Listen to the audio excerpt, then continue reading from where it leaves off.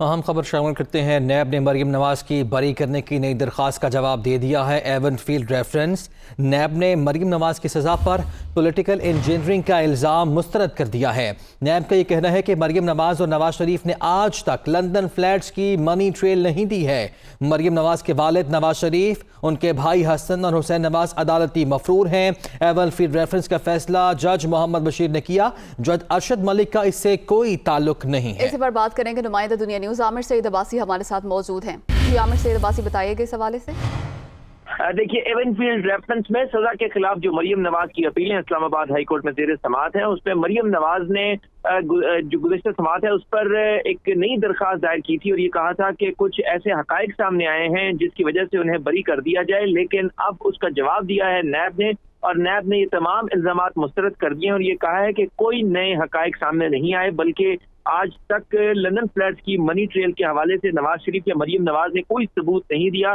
नैब ने जो मरीम नवाज की दरख्वास्त में इल्ज़ाम आयद किया गया था पॉलिटिकल इंजीनियरिंग का, जो उनको सजा हुई है, उस इल्ज़ाम को भी मुस्तरद कर दिया है और ये कहा है कि मरीम नवाज के जो वालिद हैं नवाज शरीफ, हसन और हुसैन नवाज आज भी अदालती मफरूर हैं। और नैब ने अपने जवाब में ये भी कहा है कि नवाज शरीफ बताएं कि लंदन फ्लैट्स कैसे खरीदे और पैसे कैसे बरतानिया मुंतकिल किए। नैब ने इस दरख्वास्त में जो मरीम नवाज ने जो मुतल्लिका जो सीनियर जो जजेस हैं उनके ऊपर भी इल्ज़ाम आयद किए थे, उससे मुतल्लिक ये कहा है कि वो तौहीन अदालत है, लिहाजा मरीम नवाज के खिलाफ तौहीन अदालत की भी कार्रवाई की जाए और ये कहा है कि मिसाली जुर्माना लगाकर उन्हें उनकी दरख्वास्त को मुस्तरद कर दिया जाए। नैब ने यह भी कहा कि जो साबिक जज हैं जस्टिस शौकत अजीज सिद्दीकी, उनके जो इल्जामात थे उस पर सुप्रीम जुडिशियल काउंसिल उन्हें बरतरफ कर चुकी है।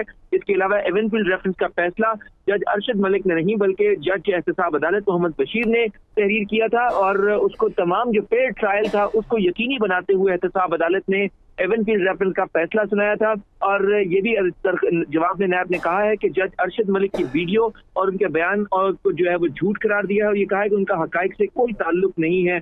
और इसमें यह भी कहा गया कि मरीम नवाज की दरखास्त में जो लगाए गए तमाम इल्जामात हैं उन पर पहले ही सुप्रीम कोर्ट फैसला दे चुकी है, लिहाजा मरीम नवाज की जो बरियत की दरखास्त है वो झूठ है और हकाइक के मनाफी है और वो नाकाबिल समात है, लिहाजा इसे मुस्तरद कर दिया जाए।